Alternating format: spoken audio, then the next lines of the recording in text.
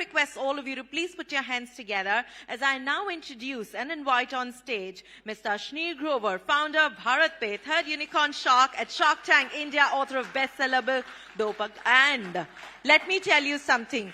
When he comes on stage, all of us are looking forward to sort of come up with an idea of our startup. Well, now's the time that you put your hands together twice harder. Let's hear it up for him, please. Thank you so very much, Mr. Grover, for being here. Taking this very interesting conversation forward is going to be Mr. Ajay Chitkara, CEO and Managing Director, Ecom Express. So may I request all of you to please put your hands together for yet another CEO right here to dwell deeper into the secret mind of a CEO himself. Gentlemen, all yours. Very soon we're going to have a third speaker join us for this session. For now, it's over to you, Mr. Chitkara. Thank you. Thanks, Ashneer, for joining us, and pleasure to have you here. Most of them were waiting for you for so long, so don't waste time, start immediately. You have built many companies, and there are a lot of founders, a lot of people who are sitting here. They just wanted to know what is more important, valuation, growth, profitability, or all of this. आवाज आ रही पीछे? वो मेरी wait नहीं कर रहे हो तो हिंदी सुनने की वेट कर रहे होते हैं। अरे इसके बिना तो चलती ही नहीं है यहाँ पे। अब 1.5 घंटे से अंग्रेजी सुना रहे हो, 3 बजे के बाद वैसी नींद आ रही होती है। आधे लोग तो पीछे सो रहे थे, मैं देख रहा था। कि 3 चीजें आपने ठीक पकड़ी हैं। स्केल है, प्रॉफिटेबिलिटी है, ग्रोथ है। मेरे को लगता है एटलीस्ट 2 होनी जरूरी है at any point of time. तो आपको फिर लगता है आप सही ट्रैक पे हो। अगर एक ही चीज है तो गलत ट्रैक पे हो। वो 3 चीजें हो गई हैं अगर, तो आईपीओ हो जाना चाहिए। फिर मतलब किसका इंतजार कर रहे हो, मुहूर्त निकलवाने का बस। मेरे को ये लगता है कि अगर स्केल है और ग्रोथ है, there enough people who will like to join.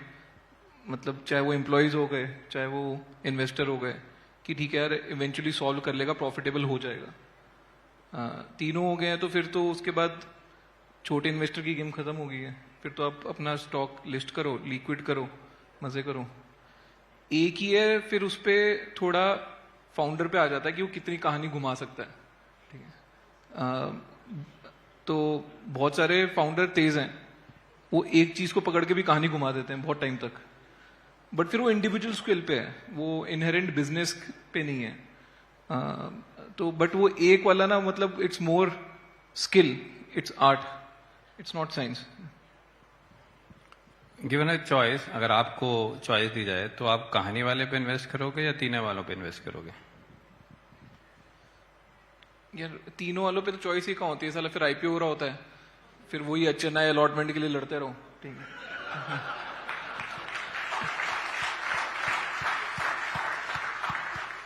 अब तो आईपीओ फाइनेंसिंग भी खत्म हो गई, तो गाली भी नहीं दे सकते किसी को। पहले तो मजा आता था। तो तीनों वाली तो फिर यार आईपीओ है, फिर तो कुछ नहीं है ना। फिर तो आप बोल रहे हो भाई जितना बड़ा चेक लिखेगा उतनी अलॉटमेंट मिल जाएगी। I see mostly I have invested in the first, मतलब लास्ट वाला जो कहानी है और एक चीज है। और बिकॉज मैं अर्ली स्टेज इन्वेस्टर हूँ भाई। मैंने अगर 25-50 लाख रुपए का चेक लिखना है तो शुरू में लिखने का ही मतलब है, ताकि अगर कुछ रिटर्न भी बनेगा तो मेरे लिए वहां से सिग्निफिकेंट रिटर्न बन सकता है। जहां पे 2 चीजें हो चुकी होती है वहां पे वैसे ही थोड़े बड़े इन्वेस्टर आने शुरू हो जाते हैं। तो एज एन इनिशियल मतलब फिर मुझे मजा नहीं है, इतनी अपसाइड नहीं है। I like to take that risk, मतलब I like to take the risk on the founder. Somewhere मेरे को लगता है कि इतना इन्वेस्ट करके या इतने साल स्टार्टअप्स खुद चला के कहीं आपको एक पहचान हो जाती है कि यार ये फाउंडर सही कर रहा है या कर लेगा, इस पे पैसे लगा सकते हैं। But I am always betting on the founder. मैं 3-1 क्या, मैं तो 0 पे भी खेलने पे तैयार रहता हूँ कई बार। जो कंपनी बनाते हैं लोग, फाउंडर्स, कल्चर की क्या इंपॉर्टेंस होती है और आपके लिए कल्चर की क्या डेफिनेशन है? कल्चर मतलब कंपनी में और कल्चर का कोई लेना देना ही नहीं है दूर दूर तक। ठीक है, मतलब जबरदस्ती की रिश्तेदारी डाल रहे हो आप। भाई सिंपल सी कहानी है, आपका एम्प्लॉय दफ्तर आ रहा है काम करने, उसको ग्रोथ चाहिए, उसको तनख्वाह चाहिए, उसके बाद आपको उसको आपकी शक्ल नहीं देखनी, फैक्ट ये है, ठीक है। और जो टॉप मैनेजमेंट होती है वो लगी हुई है कल्चर बनाने में। अब भाई की काय की जबरदस्त की रिश्तेदारी कर रहा है, बहन थोड़ा ना बयानी है यार, काम कराना है, ठीक है। तो मेरे को ये बिल्कुल कल्चर वल्चर समझ ही नहीं आता, बहुत ही स्टूपिड कॉन्सेप्ट है, ठीक है। किसी के ऑफिस में अगर मेरे को टीटी की टेबल दिख जाए ना, मैं तो आग लगा दूं उस पर केरोसिन डाल के उसी टाइम, कि साला क्या बकवास है ये, मतलब टीटी खेलने आया काम करने आया है, ठीक है। और मैं तो ये ऐसा बंदा था यार, कोई बंदा चला गया शाम को, उसके बाद मैंने पूछना ही नहीं है कि काम के लिए चला गया, ठीक है। मेरे को ये भी नहीं पता होता था मेरे दफ्तर में कोई बैठता कहाँ पे, मतलब किसी की सीट कहाँ पे। तो मेरे को कल्चर नहीं समझ आता, मेरे को ये नहीं समझ आता कि इतना इन्वॉल्व क्यों हो रहे हो। बहुत सिंपल सी कहानी है, कैपिटल है, एंटरप्राइज है, लेबर है, टेक्नोलॉजी है। हर बिजनेस में चारों चीज लगेंगी। अगर आप लेबर को लेबर मान के चलो, एंड मतलब ऑल मैनेजमेंट इज लेबर ना बाय डेफिनेशन। अब कोई अपने आप को लेबर बोल दो तो लोग ऑफेंड हो जाते, साले मेरे को लेबर कैसे बोल रहा है। भाई वो लेबर से मतलब इंडस्ट्रियल रेवोल्यूशन के टाइम लेबर वो थी जो फर्नेस में आग डाल रही है या दीवार चुनवा रही है। आज की डेट में तुम लेबर हो, फैक्ट है, राइट। एंड यू नो लाला है, एंटरप्राइज है, टेक्नोलॉजी है, कैपिटल है। तो सबको अगर उस तरीके से ट्रीट करो तो लाइफ सिंपल हो जाती है, मेरे को लगता है। कल्चर बनाने के चक्कर में ना आप सीमेंट लगा रहे हो तो दो डिफरेंट चीजों के बीच में, जो कभी बैठने नहीं वाला। तो जो आज मुझे नई चीज समझ में आई, शायद I think Lala, technology, labour और चौथा चार थे, तीन कैपिटल, यही चार चीजें कंपनी बनाती हैं। अगर आप लोग इसमें से कुछ भी और सोच रहे हो तो इस पे जरूर ध्यान देना। आई थिंक आज के बाद से ये सारी डेफिनेशन कल्चर वल्चर की भूल जाना, ये नया आइटम है, इस पे ज्यादा फोकस करके चलो और let's stay on this. So Ashneer, look, the building brand, marketing, how important is this for a company? ये मेरे को लगता है ब्रांड बनाना काफी इंपॉर्टेंट है। अदरवाइज क्या होता है, फिर आप कमोडिटी बिजनेस बन के रह जाओगे। कि आपको प्रीमियम कोई भी किसी चीज का दे रहा है, वो इसलिए है क्योंकि आपका ब्रांड है। Now half the time people think brand बनाना मतलब मैं एडवर्टीजमेंट कर लूं या मैं कोई ब्रांड एम्बेसडर रख लूं, right. They think it's a marketing job, brand तो मार्केटिंग वाले बनाएंगे, but that's not the case.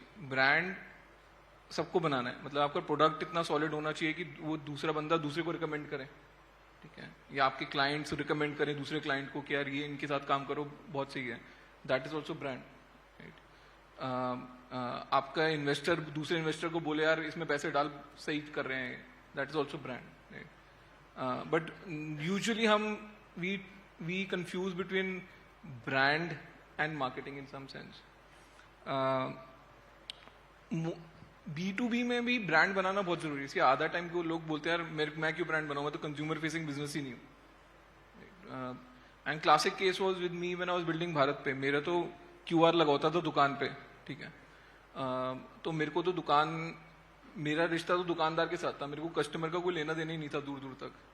But still I had this believe कि आपको ब्रांड बनाना पड़ेगा, बिकॉज एक दुकानदार आपका QR क्यों लगाए, ओवर द अदर का है, उसको हमेशा ही शक होगा ना, साला कौन सी नई कंपनी है भारत पे करके, पेटीएम अच्छा चल रहा है तो मेरा एक QR लगा, मैं इसका क्यों लगाऊं, मैं इस पे क्यों विश्वास करूं मेरे पैसे को हैंडल करने के लिए, right. And same is the case with you. A lot of clients would say कि यार मेरा कस्टमर एक्सपीरियंस तुम डिफाइन कर रहे वाले हो ना आगे से, end of the day customer के घर तो तुम माल पहुंचाओगे, राइट।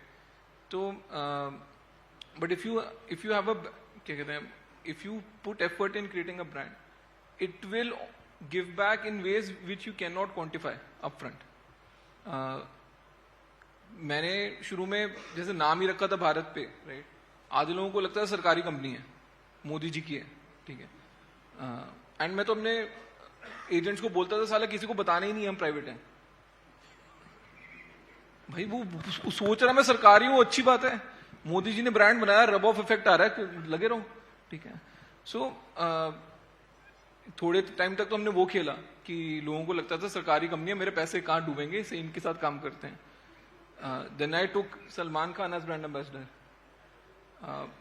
नॉर्थ में काफी सही चला, फिर मेरी सेल्स टीम आके बोलने लगी सर साउथ में कोई नहीं जानता सलमान को, ठीक है, तो आप महेश बाबू को ले लो, ठीक है। हर वो 4 इंडियन सदर्न स्टेट है ना, हर एक का अपना सुपरस्टार है, मतलब। तो मैंने बोला बड़े सारे सुपरस्टार लग जाएंगे इस चक्कर में।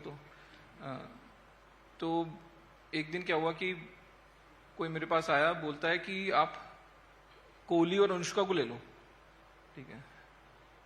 तो मेरे को लगा मैंने कौन से कुर्ते पजामे और घाघरे बेचने यहाँ पे, ठीक है, इन दोनों को लेके। तो वो मेरे को बोलता है कि 7 करोड़ में कोहली आ जाएगा, 9 करोड़ में मैं दोनों की डील कर दूंगा। अब मेरे को, मैं सलमान को उस टाइम पे देता था 3.5 पौने 4, बहुत तो मैंने उसको मतलब घिस घिस के डील करी थी। तो मेरे को ये था कि यार इतना नहीं देना, 4.25 देता था। मैंने बोला 4.5 का बजट है, तू लिया कोहली को। फिर बोलता नहीं सर कोहली तो आता नहीं है 7 से नीचे। मैंने बोला कोई और cricketer they they.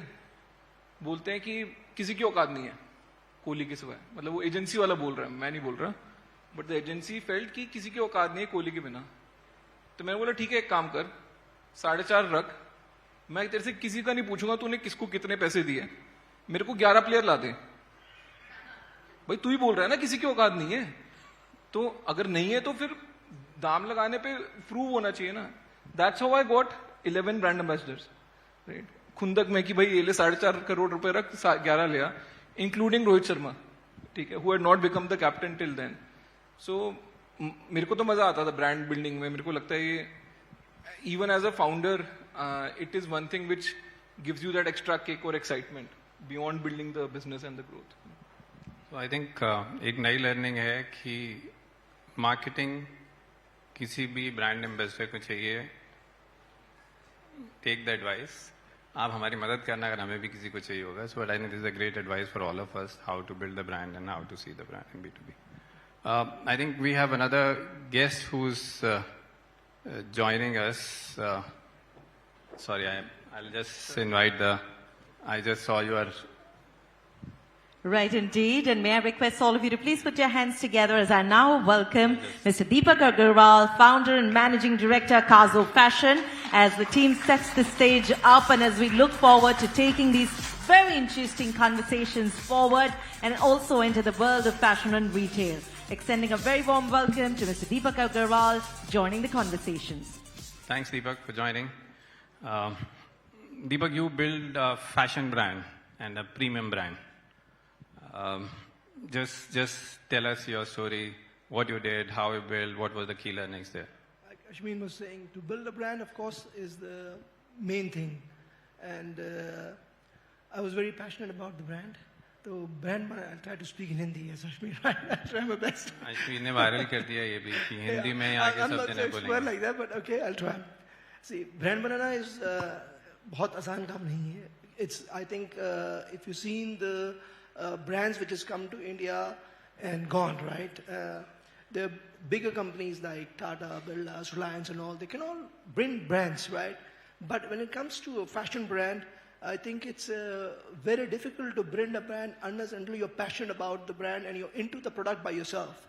Because brand banane ke liye you have to really focus on the bigger picture of the brand, not just if you're selling right now, like you said about those 3 things, right? Scalability, profitability, and so on. So the thing here which comes in the brand is to ensure that people are really understanding you as a brand, and they are believing that if they're wearing your product, they are upgraded and they are into the trend. And I think that is the biggest task when you're making a fashion brand, to ensure that they feel confident when they wear your brand. And initially when we were building the brand, it was a lot of tough point that was coming in. Okay, we are not selling accordingly, and the season have to be changed, and you have to pull out the merchandise. And that is where I see a lot of brands in India have been failing, because they never used to pull the merchandise out which has been a season old. You have to pull that out and put the new merchandise in, because that's one way to build the brand, to show, yes, you can make new product and people have to believe in this. And do not continue making the same old products and just because you want to sell them. You have to first sell the brand. You have to first ensure that the brand is acceptable by bringing the new product in the industry again and again. Thanks for sharing. तो एक चीज जो मुझे समझ में आ रही है कि गर्मी आने पे पुराने स्वेटर मत बेचो. Not only that, that's one point. It's also, I think, it's a lot that you have to, on not only the product, it's also the whole experience. How the store should look like, how they've been serviced. So even today, I think B2C, as he said, Bharat Pay was recognized as a Modi's company, right? Same way, I think also B2C, they believe it's an international brand, and it has been a franchisee out of India, and I'm not telling anybody, and I'm just hiding something behind, and I'm just a franchisee guy up here. So, which is okay, let the people believe that. That's fine for us. It's only B2B who knows it, so it's okay. I think when I engaged with you first time, I realized it's an Indian brand. I was not aware. So I think you must have done amazing work to making sure at least it has that presence and the capability which you guys have. Thank you. Yeah, of course, we did a lot on that to make that the look should be absolutely international. I have a lot of time debate with the mall managements, because when the mall is opening and you say, okay, this is an international zone, and this is a national zone, and they always want to give us a place in a national zone. I said, what do you mean by a national zone or an international zone? Why should we not talk about the product? Is the product equivalent to the international product or a domestic product? That's the way you have to look at it. Why are you looking at a company? If it is originated from Europe, it's an international company. If it's originated from India, it's a national company. That's a total wrong approach. So I've been having quite a few debates with a lot of mall managements on this. Great, thanks. I just need one question to you. There's a lot of talk around omni-channel, D2C. Any views on that? How do you see this whole omni-channel discussion which is happening? And there are a lot of people in the hall here who belongs to that segment. Is there any advice, any suggestions for them? यार सी online और offline दोनों ही बड़ी market है, ठीक है. Problem क्या है कि जब आप इंटरनेट बिजनेस बनाने लगते हो तो कहीं पे आपका ना एक बायस आ जाता है कि मेरे को डिजिटली कस्टमर एक्वायर करना है. मेरे को हमेशा लगता है कि कस्टमर सस्ता कहाँ पे मिल रहा है वहाँ पे एक्वायर कर लो. जब मैं भी बना रहा था तो एक चीज़ मेरे को पूछते थे यार कि तुम्हारे मॉडल में प्रॉब्लम है, तो एक एजेंट को भेजता है दुकान पे और वो जाके उनको ऐप डाउनलोड कराता है और उनको QR चिपका के आता है. तो मैंने बोला इसमें प्रॉब्लम क्या है, एंड दे सेड कि डिजिटल नहीं है. तो मैंने बोला अगर यही काम मैं डिजिटली करूंगा, प्रॉब्लम समझो, हिंदुस्तान में 140 करोड़ लोग हैं, 70 करोड़ के पास फोन है, उसमें से मेरे को 2-2.5 करोड़ दुकानदार ढूंढने हैं, ठीक है. तो मैं 70 करोड़ लोगों को टारगेट करूंगा ताकि मैं उन 2-2.5 करोड़ दुकानदार पे पहुंचूं. तो मेरा वैसी कन्वर्जन रेशियो 1/35 है. तो मेरी कॉस्ट कितनी ज्यादा आएगी एक्विजिशन की एक बंदी. उसकी जगह अगर मेरे को पता है यार ये खान मार्केट है, ये लाजपत नगर मार्केट है, वहीं पे मैंने मार्केट के स्कोप के हिसाब से 3 एजेंट 4 एजेंट छोड़ दिए. सुबह से शाम उनको क्या करना है, पहले एक दुकान में घुसना है, फिर दूसरी दुकान में घुसना है, फिर तीसरे में घुसना है, तीसरे में कोई लंच कर रहा है बोलेगा चलो ठीक है वापसी में चक्कर लगा लूंगा. तो मेरी कस्टमर एक्विजिशन कॉस्ट एक मर्चेंट की 200 रुपये आती थी. उस टाइम पे हम बोलते थे $3 के करीब, विच वॉज सो लो. मतलब मैं कुछ भी डिजिटली करके वो कभी कर ही नहीं सकता था. सो घूम फिर के आपको ये देखना है कि आपका कस्टमर एक्विजिशन कॉस्ट लो कहाँ पड़ रहा है. ऑफलाइन में पड़ रहा है ऑफलाइन कर लो, ऑनलाइन में पड़ रहा है ऑनलाइन कर लो, क्या फर्क पड़ रहा है. एंड ऑफ द डे धंधा चलना चाहिए. Any views from your side on this? See, I think online, offline is a big difference, but for us also, I believe offline is, we are an offline brand, right? And online is there because it has to be there, and people expect to buy from online as well. But the business overall, if you see, I think it doesn't make too much sense. You have to be there because you have to give the channel as well, right? The number of returns, the handling, it's a big task. It's a very, very big task. So, and people talk about omni-channel, you're talking about the omni-channel. Omni-channel, I think it is, depends upon the product to product. For a fashion brand like us, so I think omni-channel doesn't make sense because we are a boutique premium fashion, right? We're having stores in all the malls. To make a delivery from the mall and to it has to be to get back, then malls as their revenue share. It's too complicated to take the deliveries and send, and then to train a person to send the delivery. It's too complicated. I think it could be a mixed version of omnichannel, which is like, okay, if there's something which a client is looking and is not available in the store, and they want to have immediately, that can be placed order in the store from the store staff and can be delivered to the store directly from the central warehouse. So that could be in different service level, immediate delivery, express delivery, or whatever, right? That way, I think it's a better combination. Thanks for clarifying. I was a bit worried कि आप हमारे customer हो कि नहीं हो, because you said omni-channel and you have only stores in mall. But I agree. I think omni-channel, not from the stores and going and delivering, making sure at least it can happen from a remote location, and eventually it is being delivered. So thank you for clarifying. Otherwise, मेरा दिल बैठ गया था थोड़ा. I think to both of you, one last question, and that is, look, it's a logistics discussion which we are doing, and in e-commerce, logistics is proxy. Like e-commerce operate, without logistics, it can't operate. Any view, any feedback from each one of you of what logistic players should be focusing on? What is the priority for you if you need to pick a partner like? See, from as a layman customer, मेरे को तो अपना माल जल्दी चाहिए. That is the only thing I care about. अब मेरे को नहीं फर्क पड़ रहा है e-com डिलीवर कर रहा है या खुद का कैप्टिव बंदा डिलीवर कर रहा है, कौन डिलीवर कर रहा है.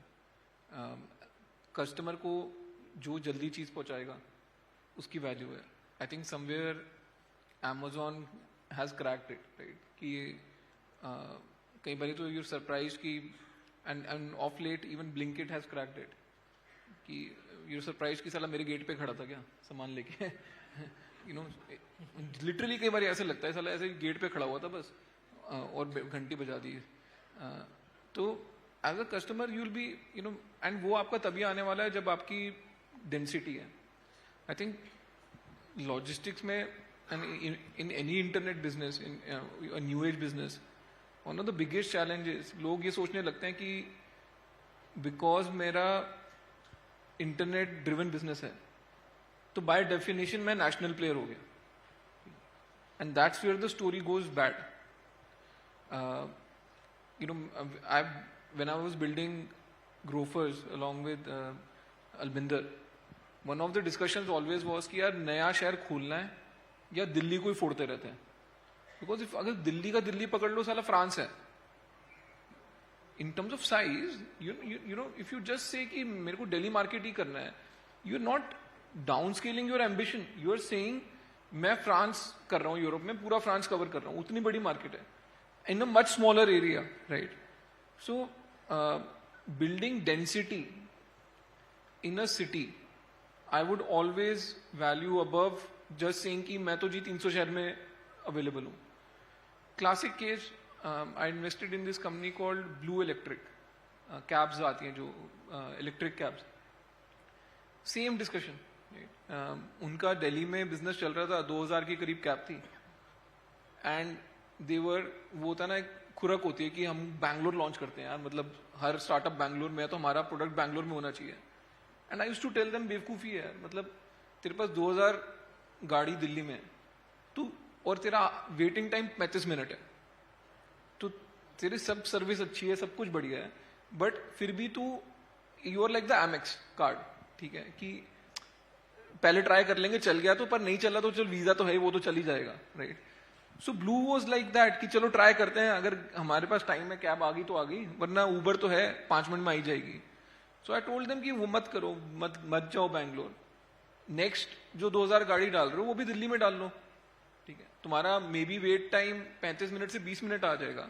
And that will create so much more demand, create so much more dependability. So I am slightly more biased on being more focused on one city and killing it rather than just going all over the place. Thanks for sharing. Any views from your side? Well, I think the logistic companies can have a lot of different variations of. They do have, but I think there's still a lot big way to go. Like I think right now, as for the brand like us, which are very much fashion oriented, and is a lot of returns is there, right? So returns are a bigger factor.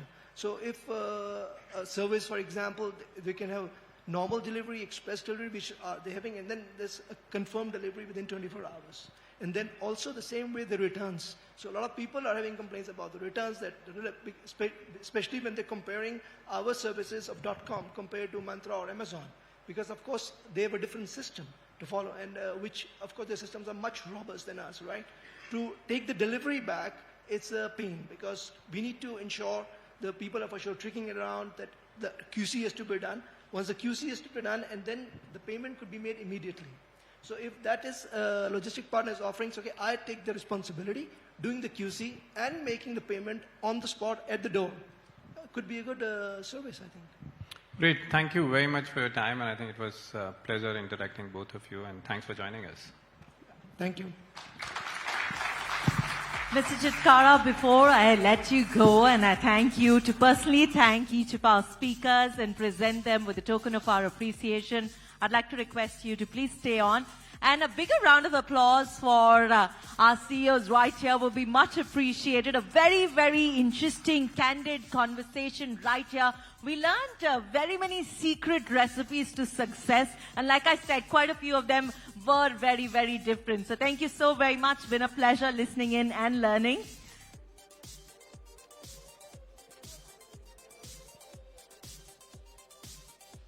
Presenting them each with Mr. Tripathi's books. Let's have a group picture. Smile for the frame right there. Thank you so very much. And as we